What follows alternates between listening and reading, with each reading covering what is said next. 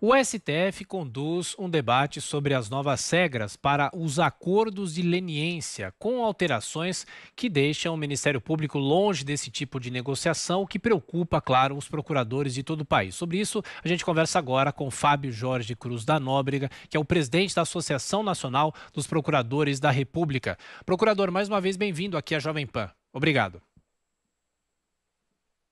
Bom dia a todos, é um prazer conversar mais uma vez com vocês. Procurador, não tem como deixar de perguntar, será que essa possibilidade de dificultar os acordos de leniência, isso pode ser mais um golpe na Lava Jato? Olha, é importante destacar como os acordos de leniência são realizados, de que maneira se pretende modificá-los. O acordo de leniência é uma espécie de colaboração premiada com as empresas. Quando as empresas estão envolvidas em irregularidades, em atos de corrupção, surge, portanto, a oportunidade, nessa lógica do ganha-ganha, de que elas possam cessar as irregularidades, de que elas possam apontar quem são aqueles responsáveis por essas práticas, e o Estado ganha com isso, claro, na medida em que consegue desbaratar o crime organizado envolvido nessas práticas de corrupção, mas a empresa também ganha com a possibilidade de redução das multas que seriam a ela aplicadas e até evitando que sanções mais graves, como a suspensão de suas atividades e também a proibição de contratar com o poder público, venham a ser aplicadas. A economia ganha porque as empresas continuam a funcionar normalmente e o Estado passa a ter ali um grande número de informações e de provas que possam fazer com que os verdadeiros responsáveis pelas práticas criminosas, as pessoas físicas, venham a ser devidamente punidas. Como é que isso vinha sendo desenvolvido em nosso país até agora? Cada órgão do Estado, e aí os órgãos do governo, do Executivo, mas também o Ministério Público, o Tribunal de Contas da União, passava a tratar com essas empresas para que esses acordos viessem a ser realizados individualmente. No novo mecanismo, traz-se a lógica do balcão único, coloca-se todos os órgãos públicos ali para negociar com a empresa. Isso é relevante, é um avanço, isso pode gerar uma segurança jurídica para essa avança. O que o Ministério Público não concorda de forma alguma é que ele seja alijado desse processo da coordenação desses acordos.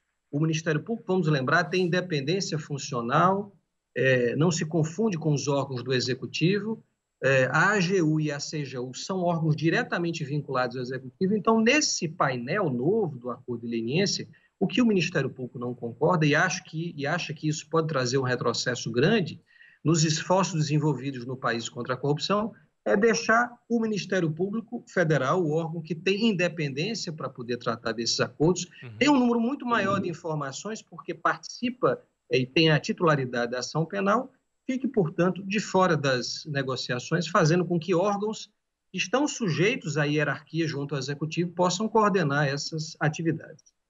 Procurador, agora a pergunta de Joel Pinheiro da Fonseca. Joel. Procurador, bom dia. Essas tratativas, esse novo acerto aí acerca dos acordos de leniência, teve a ver com um pleito do TCU, né, o Tribunal de Contas da União, para não ficar de fora e não ter que aceitar passivamente acordos de leniência pelos quais a empresa aí vai pagar muito menos do que ela devia. Enfim, o TCU se sentiu, estava de fora e agora entrou. Parece, a princípio, um avanço no acordo de leniência ter que ter também o parecer de especialistas do Tribunal de Contas da União para saber se a empresa vai pagar devidamente aquilo que ela deve ou como é que vai ser negociado aquilo. O senhor teria alguma crítica a esse ponto? Não, Joel, não. O Ministério Público Federal concorda com o balcão único, portanto, com um mecanismo que faça com que todos os órgãos públicos se sentem juntos ali para que o acordo de leniência possa ser firmado com a empresa. A nossa divergência é quanto ao papel secundário que querem colocar para o Ministério Público Federal. É ele que tem conduzido todos os acordos de leniência até agora. Vamos lembrar que isso envolve quase 30 bilhões de reais na atuação do Ministério Público Federal nos últimos 6 anos. Vamos lembrar que é o Ministério Público Federal que acompanha a ação penal, tem a titularidade exclusiva para poder responsabilizar criminalmente aqueles que praticaram crimes de corrupção e, portanto, nós não entendemos pertinente que órgãos ligados ao Executivo, que, portanto, estão sujeitos à hierarquia, que não têm independência na sua atuação, possam coordenar essas atividades, deixando de lado, portanto, essa instituição independente que cumpre um papel fundamental no desbaratamento do crime organizado quando se envolve normalmente prática de corrupção, repito, porque tem independência para atuar, não importando quem sejam aquelas pessoas envolvidas nas práticas de corrupção. Vamos lembrar, podem ser pessoas vinculadas ao próprio governo e, portanto, não se mostra adequado que órgãos como a CGU e a AGU, são órgãos respeitáveis, não há nenhuma dúvida, mas têm uma posição de hierarquia em relação ao governo, têm uma vinculação clara com o Poder Executivo e, portanto, podem ter acesso a informações privilegiadas e isso acaba resultando, de uma ou outra forma, na dificuldade para que as investigações possam ser aprofundadas. Procurador Fábio, agora a pergunta de Rodrigo Constantino. Bom dia, procurador. Se eu não estou enganado, desses quase 30 bilhões que o senhor mencionou, um terço, mais ou menos, foi de uma empresa, foi a JBS. E ela chegou oferecendo ali algo como 700 milhões e acabou fechando 10 bilhões, e justamente pela dificuldade da forma descentralizada que era. Ela podia continuar sujeita a sanções de outros órgãos. O senhor acredita que se houvesse já essa centralização, essa banca única, haveria o mesmo tipo de montante recuperado para os cofres públicos?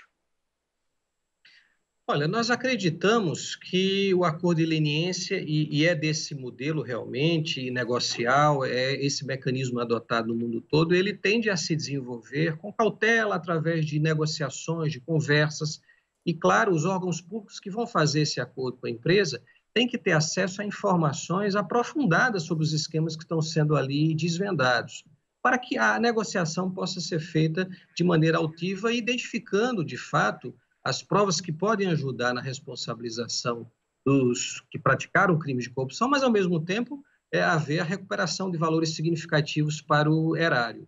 Então, você deu um exemplo muito bom, Rodrigo, que uma negociação que, às vezes, começa ali com milhões, ela vai se estendendo e os órgãos públicos podem, através de um balcão único, ter até a possibilidade de, munidos de maiores informações, chegar a um valor mais adequado. Repito, o Ministério Público não é contra esse modelo que tenta juntar no mesmo balcão, portanto, órgãos que estavam fazendo acordos individuais isolados. Isso é importante porque dá segurança à empresa, isso é importante porque faz com que ela continue a funcionar adequadamente. Ninguém quer, quando essas práticas são realizadas, que a empresa deixe de existir. Isso não é bom para a economia, isso não é bom para a empresa, isso não tem como resultado na prática do combate à corrupção em nenhum local do mundo, mas se quer, é claro, que órgãos que tenham independência, que possam, portanto, identificar essas irregularidades e chegar a um valor maior, possam atuar com um papel de destaque nessa coordenação. A nossa divergência, portanto, é quanto ao quase alijamento do Ministério Público Federal desse processo, colocando para ele um papel eminentemente secundário e trazendo um papel de destaque em órgãos do Executivo que, repito, podem não ter essa independência para atuar com isenção, quando, por exemplo, agentes do próprio governo estiverem envolvidos nessas irregularidades. A questão que se coloca é: será que essas investigações que envolvem a JIF, que envolvem a Odebrecht, teriam chegado tão longe quanto chegaram, caso órgãos ligados ao governo, ao Poder Executivo, tivessem coordenando essas conversas e esses acordos com essas empresas? É uma dúvida que se coloca, portanto, a gente traz aqui a importância do papel de uma instituição independente para coordenar essas atividades, como o Ministério Público Federal. Procurador, e só para a gente fechar, em relação à decisão dessa semana do ministro Fachin de revogar a decisão sobre o compartilhamento dos dados da Lava Jato com a PGR, e agora isso deve ser discutido pelo plenário do Supremo. O senhor acha que a decisão será mantida? O que o Ministério Público espera dessa decisão do Supremo? Se é quando essa decisão vai ser tomada também? Olha, ainda não houve recurso dessa decisão. Me parece que a decisão do ministro Fachin é bastante acertada.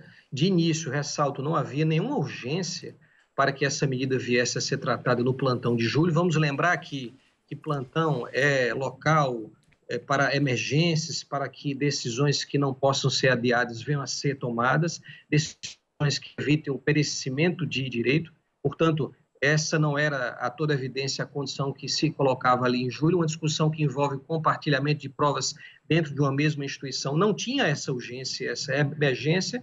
Além de tudo, é importante que se reflita de maneira mais adequada como se deve ocorrer esse compartilhamento. É normal no dia a dia que quando um órgão do Ministério Público atua num caso, e você tem acesso a provas, a evidências que podem colaborar com outra investigação do próprio Ministério Público, esse compartilhamento se dê a partir de uma autorização judicial. O que não é normal é que todas as provas, os dados estruturados ou não, possam ser colocados à disposição de alguém, seja essa autoridade quem seja, para que, sem que haja uma investigação em curso, portanto, motivo justificado, todos esses elementos de prova, essas informações, fiquem ali à sua disposição. É preciso que essa matéria seja tratada com maior reflexão e maior cautela.